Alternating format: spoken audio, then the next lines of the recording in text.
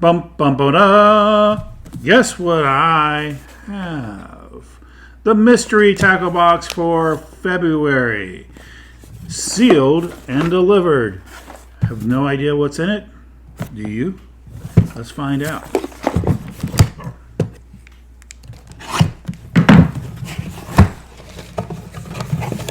Da, da, da, da. There we go. Alright, so let's start off with what's in the box. And I don't know if you can see that, guys. Let you zoom in on it. First item on top is a Google Eye swim football jig. So it's a wobblehead jig in the shape of a football. It's almost more in the shape of a shaky head, but they say it's a football, and it's got rattles inside the head. Got little rattles inside there. And what's kind of weird about this, it looks really good, but it says 9/16 ounce. And like, what is 9/16? What's wrong with making half of an ounce, or quarter ounce, 3/4 of an ounce, 5/8? This 9/16 is just too complicated for me because my brain goes. All right, next item. By the way, I will be trying these. I got in the Monster bag, actually, in the Monster. If you go back and see the other video that I made just yesterday, but it was uploaded tonight, the Monster tackle bag, I have the exact same color as those heads. A bait came in there that I can use for this, so I will be trying that out. Next item. It's a big Roadrunner. And everybody knows that Roadrunners are made by Blakemore, and they were made famous in the 80s by Jimmy Houston, Texas pro fisherman, who uses Roadrunners to catch crappie and bass on these things. They can catch bass. And this is a bigger, heavier Roadrunner. Now, this is going to have to be when I got to get a bite, and I can't get a bite on the dink. So, but it'll be a great bait for my wife because she can catch some fish. She just throw it and catch. All right, we got a jig next. All right, I'm going to have to turn around and take a look at it, guys, because it says, trail the diesel jig with a natural lifelike crawl fish imitating trailer. Okay, so it's called the Diesel Jig, and it's green pumpkin in this half ounce, something that I know. You know what's really interesting is that half ounce head is like the size of a 3/8 ounce normally. A lot of bait, so you know that this is high quality tungsten in there because that head is actually smaller, and the color is your typical green pumpkin or something like that. They call it Okeechobee crawl. Okeechobee. It has a 4/0 hook to it, so you can never have enough jigs. And the reason why they call it Okeechobee crawl is mixed in with that green. It's really hard to see. There's a little few blue strands, and Okeechobee has the blue mixed in with green. So they got some more literature. Fishing secrets. And so when you get yours, you can read these questions and answers, and then they have some more stuff inside, literature, cold water bassing, stuff like that. They always have good information. Great thing about these boxes is not only do you get good baits, but you get good information. Teach you how to fish, teach you something, because even the pros are still learning every single time they go out. Next item. Bingo! Look at that crawdad colored rattle trap. This is a Googan Squad. So weird. They put it in a wrapper like used to come for cigarettes back in the 80s. All right. Googan Squad rattle trap. This is a 2.5 inch long, and it's a half ounce. Good weight again, something you can relatively know. A half ounce rattle trap, and it's in that early spring color with the red on top and the orange on bottom. We're getting ready to get into that part of the season where the crawdads are going to come out in the spring of the red clay down here in North Carolina, and they're going to be red and orange. And you rip this through the ground or grass and rip it out of there, and it's going to be a reaction strike because the bass are going to think that if it's not a crawdad, they're going to think it's a red fish, and we don't have any red fish. So they're going to think it's a crawdad. Love it. Great bait. Okay. Ooh, no. I have never seen this before. And boy, do I like it. I don't know where you would get it. This is made by Woo Tungsten. And I'm not sure if you can see what's in here, but they've got some beads. So you can add some color and maybe some sound, kind of like Carolina rigging. Then you've got some small bullet weights that are made out of tungsten. And then right off to the side of that, you have the bobber stoppers. And if you watch my videos, you know when I Texas rig, I am all about double pegging my baits. And there's a good reason why, because I want to have as much feel as possible.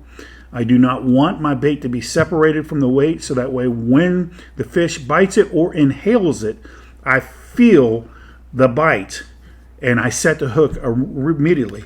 So I'm all about some bobber stoppers. So there's some bobber stoppers in there. Watch my pull up one of my other videos, see how I do it, and it's got a small tungsten weight in there, and that's a neat little kit. It is a really neat little kit, a little bit of everything in there. Never heard of it. And that's the thing, again, like I just described in my last video, is there is so much stuff in here that you don't see in Bass Pro Shops. You don't see at Cabela's, and you don't see at Walmart. And frankly, I've never seen that on Tackle Warehouse. It might be there, but I've never seen it. So really cool. Next item. Okay. This is a cream bait, and this is something special to my heart because this is Tyler, Texas Bait Company. And I lived in Tyler, Texas in 1980 to 1982 and a half. And I saw the cream bait manufacturing facility while I was there, and I actually used some of their baits to catch some fish in Lake Palestine, which is near Tyler, Texas. And it is hard to find this company's baits down here in North Carolina. I have to go to Easy Bait and Tackle. They're the only people that carry some of their baits. But this is some kind of crawdad bait that they have in here. We're going to open this up, and we're going to take a look at it, and we're going to smell it. It smells like plastic. Doesn't have any crawl scent, unfortunately. But these have got some really good flippers on it that cause a lot of movement. It's your green pumpkin. This is a great trailer or a small finesse setup with like a 3/8 ounce weight or something like that. Going to be throwing this for sure at some point in time this year. Not probably first thing in the spring because I'll be throwing red, black, red, or blue. Some blue. Maybe in the summer time I'll throw this color. But yeah, really glad to have something from the Cream Company, Tyler, Texas. By the way, they have got some great barbecue in that city. Shout out to Eric Montgomery, friend of mine who lives in San Antonio now, who's from Tyler, Texas. Just talked to him the other day. Was a childhood friend. So if you see this video, Eric, you're now famous. All right, here we go. We've got some kind of bait that is this is like a swim bait or glide bait. I don't know what they call it. Mike Buka. You guys are going to have to help me out with this. We're going to take it out. Okay, so if you can see, it's one of those swim baits that you throw, and it's got its own action and looks like a real fish coming through the water. I have a bunch of these and in different models and different kinds, and it's like hit or miss. Some of the best looking ones, I cannot get a fish to bite it. But like the Kick and Stick by Storm, which don't look that realistic, they catch fish. So it's kind of an enigma thing kind of for me. I will try this out, but I'm going to be going into it, unfortunately, with a little bit of less confidence, because I've spent some money on these kind of things and had very little success, except for the kicking stick. I've caught some big ones on the kicking stick, but I fish it like a jerk bait. So we'll give it a try, and in the comments down below, if you've used this brand or anything similar to this and you've caught fish, please make a comment. Let me know. Let the other people know, because really I don't know about this one. This is something I got to learn about. And man, we got some good baits so far, though. Good. We're getting down near the end. So these are pre-rigged for Neko action. And it says pre-rigged, which is really interesting, because they've got stuff already ready for you to take it right out and go fishing with it. Your hooks are right here, for depending on what kind of hook you want to go with. A weedless, a non-weedless, weedless and non-weedless. Then in the body of the plastic is the weight already embedded inside the bait, and in the center is the O-rings to hook it to. So that way it will dangle and fall the direction, one direction, and the other end will float up and wiggle as you're popping it. And wow, this is really cool. The company is called Perfection Lures. I'm going to let you see the back. Never heard of them. Again, this is something that you just will not see in the major chains. But I bet you this works. And we're going to find out. Especially, man, you cast this up underneath of a dock on a spinning rod with some, 10-pound or 8-pound test fluorocarbon leader, and you throw that underneath there and you start bouncing and wiggling that, anything underneath there is going to bite it. I mean, they just won't be able to take it. So, wow, really neat. Next thing is a sticker. Okay, it's a fish with a lasso. So it says Cattachokee on the or something like that on the brim of the hat, and that is the nickname for Joe Catalotti, because he chokes when he goes fishing and in a tournament. Joe choked Cattachokee. Really neat sticker. I'm gonna have to find a way to put this on his boat without him knowing it. Okay, so boom, there's some information about that bait that I didn't know much about, and how it imitates a bluegill, a baby bluegill. So I'll be reading that and finding out more about it. And if you guys get this box, you can read it too. And again, you can give me information about what you think. And we're not done we are done with this. We got some more Harmony hooks. These are a very small worm hook.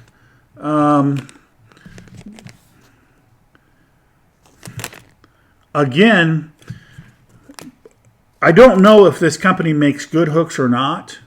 This is the second time I've got their hooks, but I'm going to give it the same knock as I did the first time. Nowhere on this package does it say the size of the hook or anything. There's no information about what kind of hook is in here. Harmony, if you're going to get in the game, get in the game, because people are going to want to know. This is a 1/0, I think, worm hook, but I don't know for sure. If you're going to sell them, people want to know what they're buying. So take it from me, do better than this. Even if you have to keep the same package and put a piece of tape sticker on it, that would be fine. All right, we got a lot of baits. We're going to zoom in on here in a second and take a look at everything we got and everything you get in the box, plus the cool box with the measuring tape you can hang up on the wall, and information of what fish did you catch the biggest on these baits and stuff like that. Keep track. But what a great setup. What a great box. I really like the monster box that I had in the last video, but this is pretty good too. Again, when I'm done with my third month, I'm going to come back and make a video and do a rating of which one do I think is the victor. But I'm going to have to tell you, there are some things in the Monster Box that I really liked, but this is pretty damn cool. And there's some other things. So it's hard. These are very competitive boxes. And hit me up with the likes. Hit me up with comments. Shoot me a question if you would like me to answer something or do a review of a bait. And thank you. Have a blessed night. So what is your favorite memory from Tyler, Texas with fishing? It's going to be the very first time that I went bass fishing in Tyler. We had just moved there. My mom came to school and took me out. I was in 5th grade. I was going to Dixie Dragons Elementary. And my brother, who was in the Navy at the time, had come on leave to visit us. And my mom, when he came into town, they came to school and picked me up and took me out of class. I was in 2nd or 3rd period. I can't really remember. They called over the PA for me to go to the principal's office. I thought I'd done something wrong. And when I got there, I was like worried. And there's my brother, who I didn't know was coming, which I thought was really cool. My mom, and they were picking me up, and they told me that they were going to take me fishing. And they took me to Lake Palestine. We didn't have a boat at that time.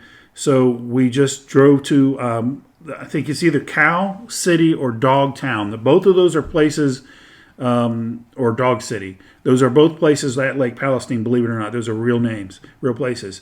And there's a bridge that goes over, a highway that goes over top of the lake. We stopped, pulled off to the side of the road, went underneath the bridge. I had some Cotton Cordell square bill crankbaits in chrome and blue. And I was ripping the crankbaits. Now, I'm in 5th grade, but I'd already pretty much learned how to bass fish from my grandfather. Learned a lot from him. So I was ripping the crankbaits along the pylons. And I caught 2 bass that were nice ones. For me, as a kid, they were nice. One was 2 pounds. It was like 11 ounces. And the other one was over 3. It was like 3.3. And I caught them right away. And right next to where that pylon thing, there was a tackle bait and tackle store. I didn't know what the weight was at the time. We didn't have a scale. So we took the fish. We were going to eat them, so we kept them. And we took the fish up to the tackle store, and they weighed them for them on their scale. And by coincidence, there was a news crew there doing a thing on the store, because an article on the store, and they took my picture, and all the kids in school got to see me in the Tyler News newspaper the next week holding up 2 fish, and it said something to the effect of student plays hooky with his mother, with mom's permission, and catches 2, they said whoppers. Now, they don't realize that 2 and 3 pounders aren't whoppers, but to a kid that's in 5th grade, those are pretty big bass. They were pretty good. And so all the kids at school were jealous, and I still somewhere have that newspaper article. So that was actually cool. The first time fish in Texas make the news and get in the newspaper. And so Lake Palestine is awesome lake. Awesome bass lake. What was one of the things your grandfather taught you about fishing that is some of your favorite things, favorite tricks and tips that he taught you that maybe you wouldn't know if he hadn't taught you? So back then, we are talking about 80s. Okay, so bait casters weren't as good as they are today with the spool breaking system. So he taught me how to thumb the spool on a bait caster. So at 12 years old, I could cast a bait caster with anybody. And it would always freak people out when I would go, because I started entered in Bass Buddy tournaments where my dad didn't fish, but I'd fish with a guy down the street who had a bass boat and a bass buddy where they would take, it'd be your son supposed to be and an adult, and they fish in a 2-man tournament. And all the other kids are using Zebco 33s. And everybody else is looking at me, and I'm sitting there using these bait casters. And I'm casting them just like better than the adults. And it would freak everybody out. So, I mean, my grandfather taught me a lot of tricks, a lot of techniques. But I think the thing that was probably the best was how to handle the reel. And also, he taught me to clean the reel, lube the reel, take care of it. It'll last a lot longer.